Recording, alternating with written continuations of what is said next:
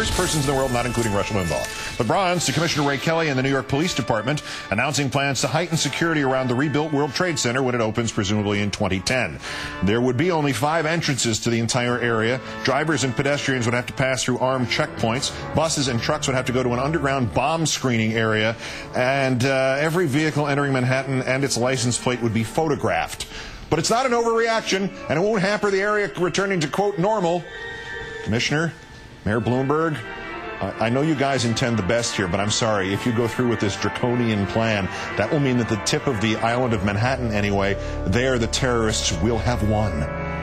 The Silver, the elected representative you'd at least like to be the lawyer for at a sanity hearing, Congresswoman Michelle Bachmann, who represents a district evidently populated by the inattentive in Minnesota. She did an interview with a right-wing religious website about the Republicans' gimmick to demand a vote on their gimmick to increase offshore oil drilling so it can drop the price of gas 10 years from now, maybe. Nancy Pelosi, says Congresswoman Bachmann, is, quote, committed to her global warming fanaticism to the point where she has just said she's just trying to save the planet.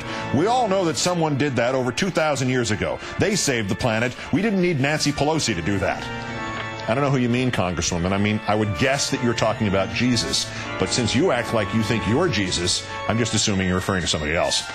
And our winner tonight, Ed Tinsley, the Republican nominee for New Mexico's 2nd Congressional District, had a debate with the Democratic nominee. Tinsley has 2 nephews serving in Iraq. He spoke of them, quote, how can I call my 2 nephews over there right now and tell them I'm running against a guy that will cut your throat, that will cut the bottom out of your funding?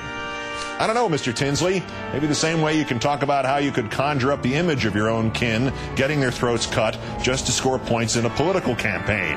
To its credit, the crowd booed so vigorously the rest of Mr. Tinsley's exploitation of his nephews could not be heard.